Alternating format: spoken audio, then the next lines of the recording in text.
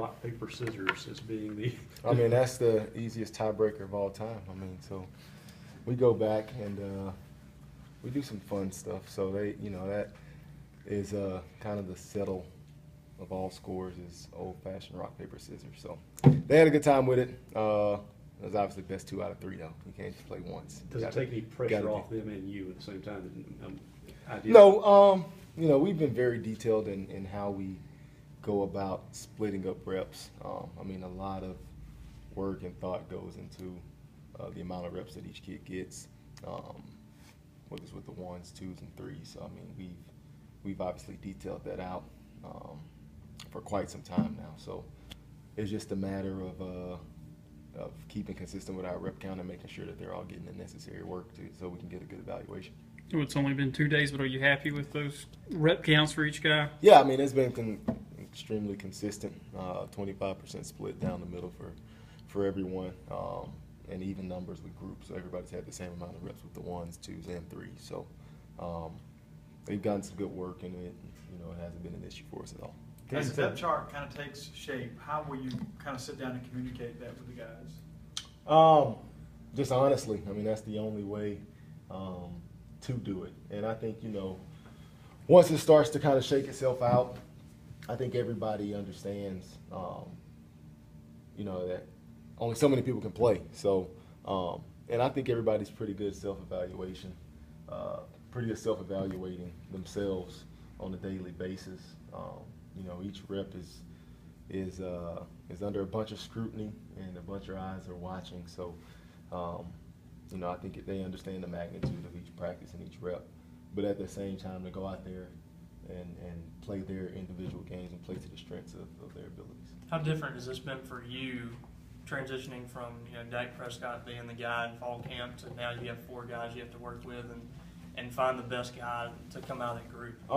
It's completely different in terms of organizing practice.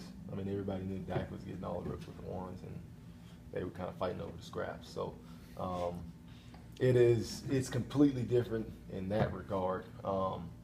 It's been refreshing, though, to kind of go back to the basics of teaching in the position, because, Dak was at such an advanced level. By the end, you can kind of jump into graduate level discussions of football. So to go back to the basics of day one, square one, and continue to build and refresh and keep those guys in line has been awesome.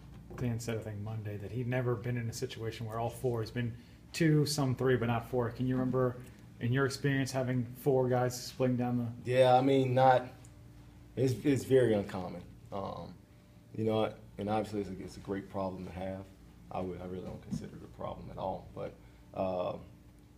it is uncommon. You don't see 4 guys because ideally, usually it's just not that many reps to go around. So, but we've been able to manage it and kind of work it out, and it's been going fine. Nick Tiana has probably the least, he does have the least amount of experience of those guys, but how impressive has he been for you? We've heard a lot of guys talk about. He's very bright, very intelligent, works extremely hard.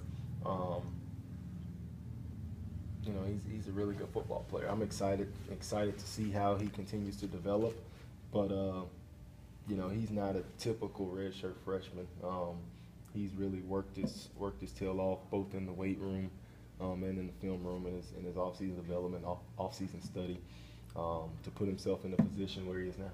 He mentioned yesterday that he doesn't feel like the underdog. He feels like he has a chance to win this job. Do you like that confidence, and where do you think that comes from? Yeah, absolutely. We wouldn't be giving 25% of the reps if we didn't think he had a chance to help us. That would be counterproductive for us as a program and as a position group. So he's definitely in the mix of it, and he's continued. I want all those guys to be confident in their abilities. The thing that you have to be wary of, and I talk to the guys all about this all the time, is play to the individual strengths of your game. And that can happen in a 2-man race, in a 3-man race, and a 4-man race. One guy makes a big play, and the next guy comes up, he thinks, I have to make the same big play that guy made. The defense is not giving you that big play. So continue to play your game, play to your strengths, and You know, it's all evaluated independently.